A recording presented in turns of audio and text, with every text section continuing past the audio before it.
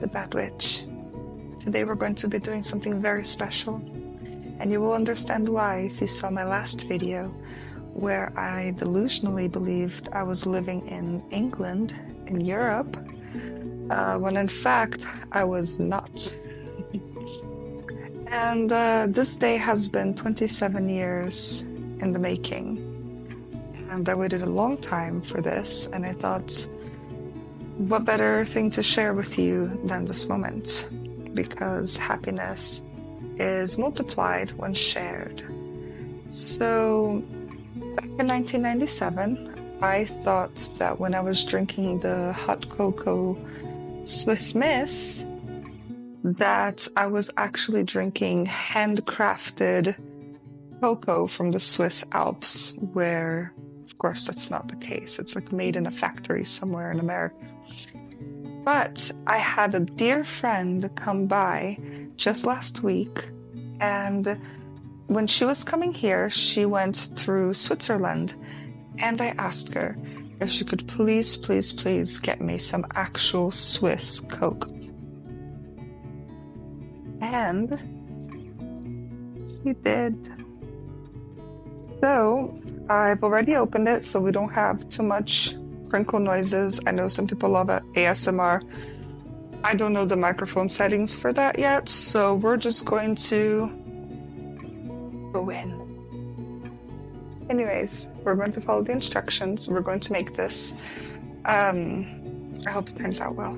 So we're actually going to see what Swiss hot cocoa tastes like, finally, 27 years later.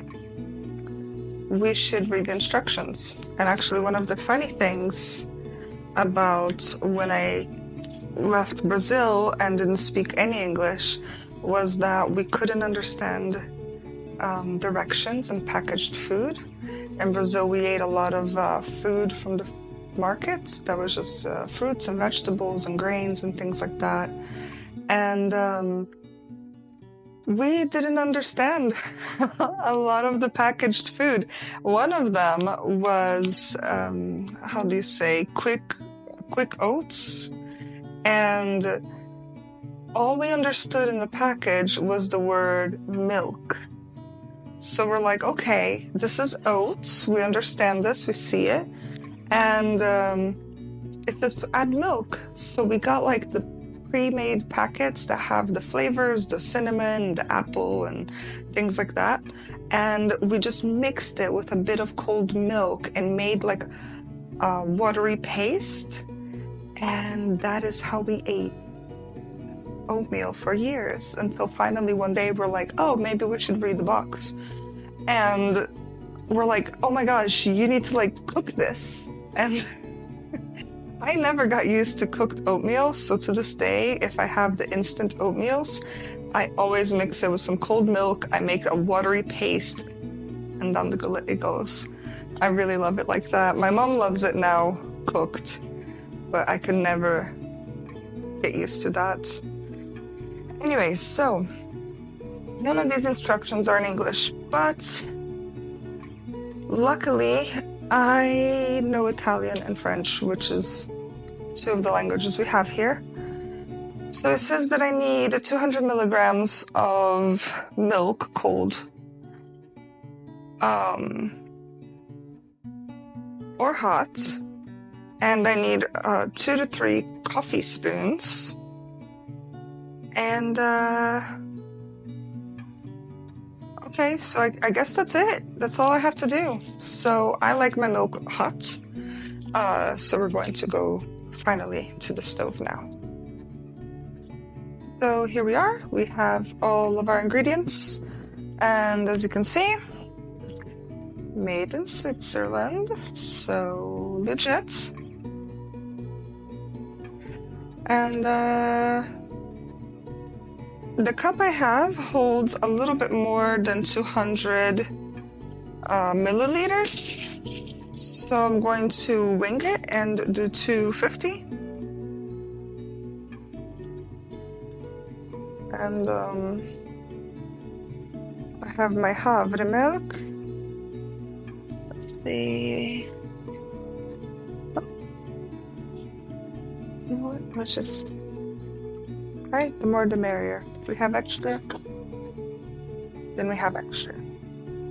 I don't have the coffee spoon that they speak of, but I do have this one. And since we're doing a little bit more, I'm just going to kind of wing it and kind of keep it within the parameters of the measurements that they said in the package. So there goes that. And then we'll put our cocoa. I like things I am not a person of mild tastes. I like things strong, so I'm even going to put a little extra. You know what? I feel like I go by my instincts, and so they tell me more. So more will be. And now we will mix and mix. And my only fear for this is that it will not be sweet enough. I grew up with my grandmother thinking that, well, she grew up in scarcity, and so she would think that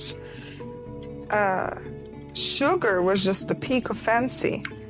And so to kind of like spoil me and treat me well, she would give me a spoon of sugar in the mornings for good energy and things like that, for good growth. And it did not do well for my teeth, I can tell you that much. I don't want to taste it just yet. I want to taste it in my fancy cup. This is my favorite mug. So I'm just gonna, oh yeah, it's of temperature. Wipe it here. All right, so we can turn this off. Oh, I still see a little clump. And I'll show you my favorite mug. I think I got him for Valentine's Day, or maybe it was Mother's Day. Here in Norway, they're both just a few days apart in February, so I don't remember which one it was. All right, I can't pour with my right hand, even though I am right-handed. So here we go with the left hand.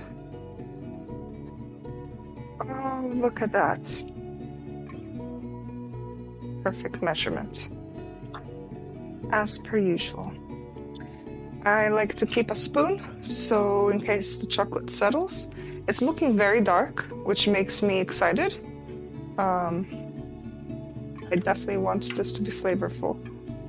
So away we go to the table. There we go, finally.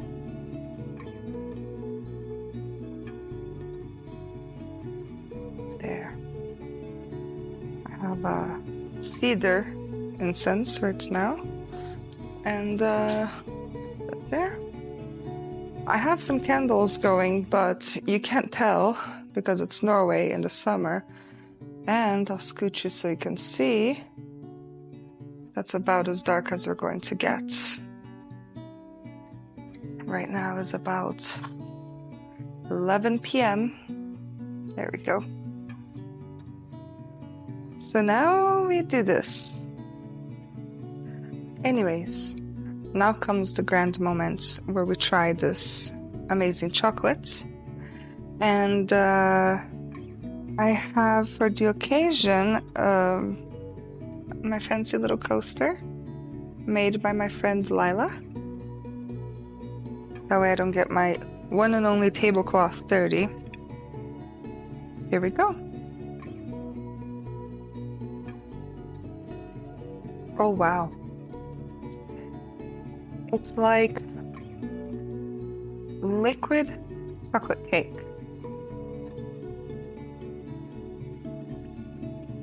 It's sweet, but not so much with sugar, if that makes sense.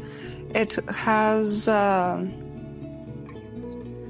lot of chocolate flavor, and that's what makes the sweetness, which I know usually chocolate is bitter, but you don't taste sugar. You taste chocolate. It's not like chocolate and sugar. Somehow you just kind of have this chocolate flavor. It doesn't give you that sticky sugar feeling in the mouth. So that's really lovely.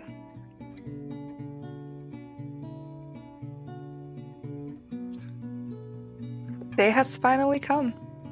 It only took me moving to Norway for it to happen. That's very special.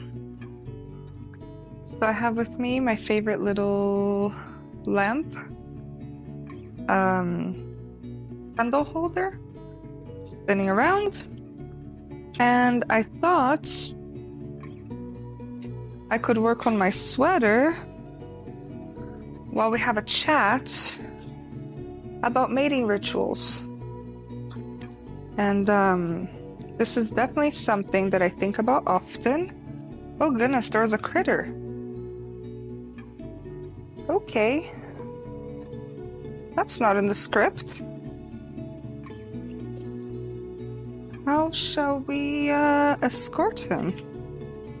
I'm going to escort him here. And away I go outside. Do we have any more? Was there a clan? Were they eating my sweater? How peculiar. I don't see. Alright, it is what it is.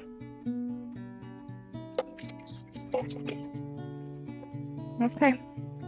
He was a lone ranger. Anyways. Mating rituals. I think about them often. And I find it very interesting. And as pensive as I can be, and as much as I enjoy things like books and crafts, something that I very much partake in is I partake in the internet, dating shows, and shows about different types of relationships. I always find those things to be very interesting to me because they all have to do with mating and mating rituals. So when I was once married, which I, no offense to my ex-husband, consider it to be my least serious relationship, I used to go to the club by myself and be on the sidelines of the club, of the dancing, and just watch the people. And to me, there was nothing more interesting in this world because people lost their shyness and they lost their social rules that they normally follow. And they would behave so interestingly. And in many ways, they would show what they really wanted. And when normally they try to keep their calm or their facade or their cool. And I always wondered why people go through such songs and dances when it comes to mating rituals. For example, when one person, I don't just want to say a girl or a boy because we all know there's so many different types of relationships. So when one person, one half of the mating ritual, needs something, or they crave something, whether it's a new relationship or an old relationship, they almost want the other person to just figure it out because they don't want to feel vulnerable, maybe, to say, hey, I want this. I want you to be more tender to me. I want you to be more rough with me. I want you to be romantic or chivalrous or flirtatious, whatever it may be. Almost literally any request. And instead of just saying it, they go through a song and a dance, and they will do anything except say the words. And I always found this interesting because why? I once heard somebody say you take the elbow to get to the thumb. Instead of just go from one to here, you take the elbow. So I always think, why take the elbow to go to the thumb and then become upset? And then there's so much misunderstanding in relationships because people are just afraid to just ask, or they're afraid to just communicate how they feel. When somebody says something that can be hurtful, they're never, oh, hey, that was hurtful. They immediately go to being spiteful, or they stay quiet and say nothing at all and then just hold that inside, and they want that person to figure it out. And I always wondered why that is. And in all of my relationships,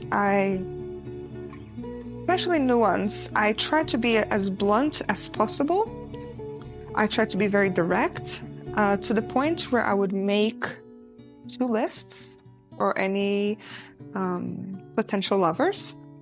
And I would say, these are the things that make me happy, and these are the things that make me sad or make me feel hurt.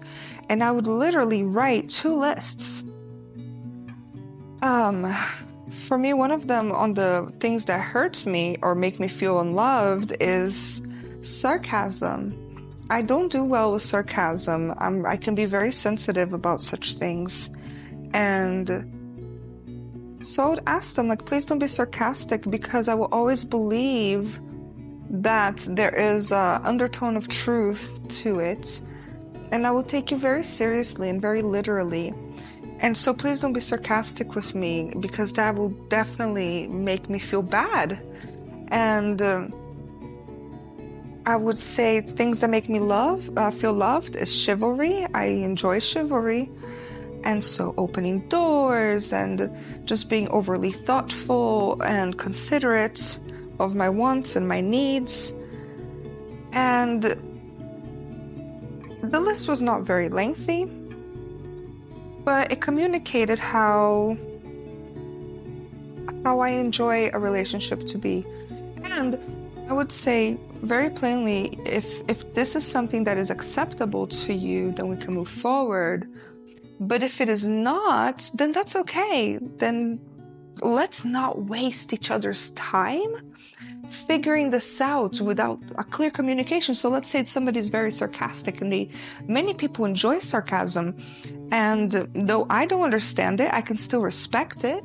And so I think, fantastic. Like, you enjoy partaking in sarcasm, then I think you should be with somebody who enjoys this. I'm not that person. Now, it doesn't make the other half bad or anything. It just doesn't make them a match for me. And then I think, wow, if I hadn't said that plainly, how many interactions would we have had where I would have felt hurt, or I would be misunderstanding things or taking things personally when I shouldn't have to? Before we figure this out, we would waste each other's time. And so it was very useful. And to me, when I would go to the club and I would see men and women trying to get each other's attention, and instead of saying like, hey, I think you're handsome, and it can be something as shallow as, I want to enjoy your body, or we could enjoy each other's bodies. It could be more, maybe somebody's looking for their future husband or wife, and they can say, hey, I think you're really attractive. Maybe we can see if our personalities are a match. And if you're looking for a relationship, maybe we can try this out to get to know each other. Boom. They don't have to do a song and dance about, oh, do they like me? Are they looking for a relationship or not? Oh, and then you start having feelings for somebody. And why do all of this when you can just communicate? I never quite understood. But then at the same time, I'm old, and perhaps it just takes time to have this type of courage. Or I don't know, I feel like perhaps I'm selfish and I just don't care about what people think of me and how they react to my bluntness sometimes. I try to be gentle because I do realize that I can be very blunt. And But yeah, so I'm wondering, what do y'all think of this? Do you partake in the song and dance? And if you do you do this willingly? Is this something... Another thought just came to mind. I'm going to interrupt my own self. It's also very interesting that for all the complaining that certain people have about divorce rates and yada yada yada, we're not taught a lick about anything about relationships. We are not taught how to communicate with each other. And is that not the basis of success for relationship? You have to communicate with each other. If you don't understand a problem, if you don't voice a problem, how can you even begin to address a solution? And I think this is something that really truly needs to be fixed in our society. We need to have communication classes. I mean, we have so many superfluous subjects in school that are never going to be used. Why not have a relationship class? And it doesn't have to be about romantic relationships. It can be just about relationships to each other as human beings. And then that can, of course, carry over into every type of relationship, from professional to romantic. Why not? Why don't we have this? How do we begin this solution of just learning how to talk to each other? And furthermore, why don't we have classes about how to get to know ourselves? Because how can we ask for what we need if we don't truly know how to even verbalize it? Right? I think that right there is probably the first step. And sometimes I do feel stumped in current and past relationships. I might feel upset, and then I think, oh, it's because of how they're doing this, or how they're doing that, or how they're not doing it. But then I might think, okay, I'm feeling upset, and then I have to backtrack with myself. Why? Why am I feeling upset? And I think, oh, okay, they did this, and though they didn't do it intentionally, it's triggering something within me, whether it's related to past trauma, past relationships, or just my self-image. I have to first address within myself. Before I can ask for repair, I have to identify the problem within. And what is the problem without but a fractal of what happens within?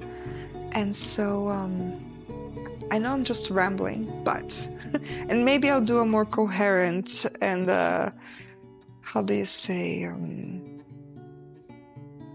chronological video about mating rituals, because again, I think it's fascinating. I think it's so fascinating. Why is that? And I don't know. I think we have to start communicating and knowing ourselves, so we can know what we want, so we can ask for it, and so we know what we don't want, so we can say no thank you when it does come along. And I just think the possibilities are very endless in this topic, and I think it could help us solve so many problems, from the most menial thing like a flirt in the club to our relationships with our children, with our parents, and as large as relationships from one country or culture to another. It could stop wars from beginning if we could just know what we want, know how to ask for it, and just say, hey, I'm hurt, or hey, this part of our relationship feels empty. How can we fill this void? And how to not even get into relationships with people who just don't match with us. And how to do this, and how to say no thank you respectfully. And by no means do I have all the answers, but I do feel that I've practiced some of it, and it's done well for me so far. And before, I've known how to communicate what I wanted and didn't want for a very long time, but it's been a shorter period where I found within myself what I needed. And so that I wasn't going by the standards of society, like, oh, you're supposed to want this in a partner or in a partnership, or, oh, if they don't do this for you, then you're not loved. If you don't get a big diamond, you're not loved. And it's so I had to figure out like which one of those wants and requirements were being posed and imposed upon me by society and standards of relationships of every kind, and which one of those were actually things that I wanted and need. And that was a big journey within itself, and that did require some trial and error, because sometimes I thought I would want something, then I tried and I was like, that's not for me. This kind of person is not for me, or so anyways, mating rituals. What are some mating rituals that you've witnessed? And please feel free to write in the comments. I hate to be like, comment below, but I'm truly curious about what you think of this. And what is it that you've witnessed that you've been baffled or confused or maybe surprised by? What comes to mind right now is also when a girl in a dating show wanted to have attention of the boy she was pursuing, she would try to flirt with another boy to get him jealous, and then he would pay attention to her. Or maybe she would just flaunt something sexy, which I think is wonderful. Like, yes, adorn yourself however it makes you feel good. Flaunt it, don't flaunt it, do whatever you want. But she did all of these other types of behaviors and wanted him to figure out that she wanted him.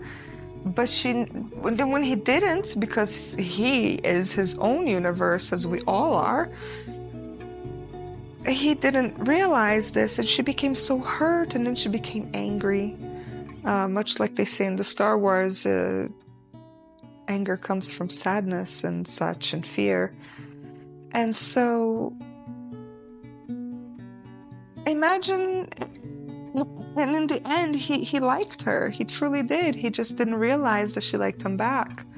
And so neither of them spoke to each other about it. Now imagine it would make for a crap dating show if everybody just politely came to each other and said, hey, I think you're sexy, let's explore this. Or, hey, I think you're wonderful and your husband, wife, etc. material. Well, let's explore this if you want. Then the show would be over in like one episode. But I don't know, I find it interesting. So what are some of the baffling behaviors you've seen? And also, what are some of the solutions we think we can have to have better relationships with each other? Again, not just romantic, but I feel like romantic is the one that really stands out, is our mating rituals.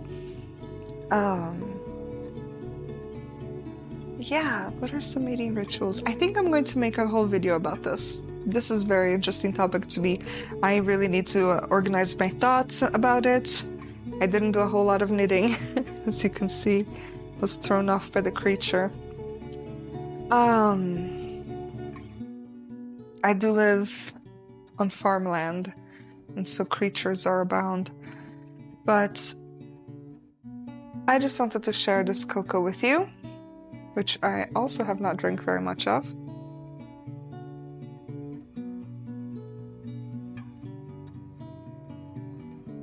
That is truly excellent.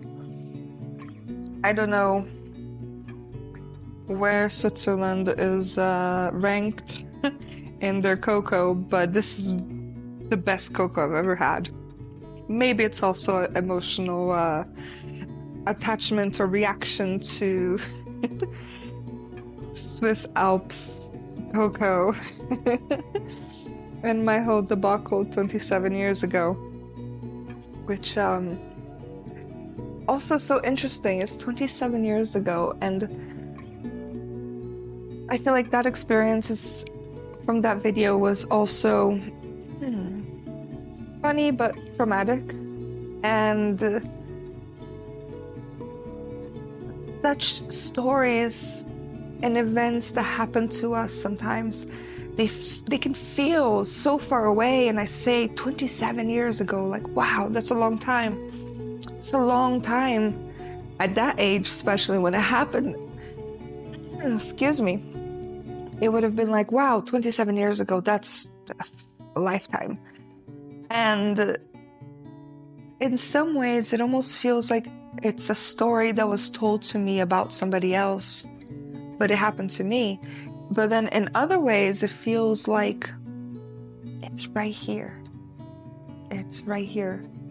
It feels so close, but so distant at the same time, which I feel is very interesting. And I guess that's the funny thing about time and lives, is how things get carried so far away, but at the same time you feel the weight of it. And I was a big fan of Xena, the Warrior Princess, when I was young, and we had it dubbed in Portuguese in Brazil. And one episode specifically, Xena and Gabrielle were standing by the water, and Xena was throwing rocks at the water as they were talking, and Xena's talking about how some things that happen to us are just like that. We are a lake, and somebody comes or an event happens, and it's like a rock. It's thrown, and everything's disrupted. The ripples go everywhere. It splashes. The silt comes up. Everything is disturbed. And they keep talking, and the lake goes placid again, like glass. And Gabrielle says, but look, no matter how disruptive a rock can be, the lake can be placid again. And Xena said, yes, but the rock is still there. And so I always think about events like that, is I may not feel the splash right now, but sometimes I still feel the rock and the weight of it. And I think that's something that we do, I guess, in overcoming trauma, is not just becoming placid, but removing the rock from the bottom of the lake and getting rid of that weight. But that's definitely a little pebble that I've carried with me, and a bit of hurt. And so I feel that today I get to share with you the removal of my Swiss Miss rock. So I hope you enjoyed having this time, and I know it was a lot of rambling, but if it brings anything to your mind or any observations you've seen, please do share. I really, really am interested. And who knows what kind of discussions that might open for the future. And again, I really want to do a video on the mating rituals, so I look forward to that. And that's it. Now I am going to enjoy more cocoa and knitting and candlelight under the midnight sun. And I'll be thinking about you and how we will spend our time together next. This is very important to me, that we spend this time here. So I bid you a good night, a good morning, a good afternoon. If you're going to work, then I hope it brings you delights and surprises, good surprises, because I know sometimes it's just dreadful to have to go. And so I hope that you're delighted and surprised, as an old friend used to say to me, about whatever may happen there. And if you're just having me in the background for the virtual company, then I'm glad to be here. And whatever it is that you're going to do, I hope you have a good time. and I hope it enriches your life. And as my grandmother used to say, a cake is made of crumbs. So I always think about that because a life is made of moments. So I hope that this crumb of time that we spent together makes for a good cake for you as we add it up. Anyways, I am terrible at goodbyes, so ha det bra!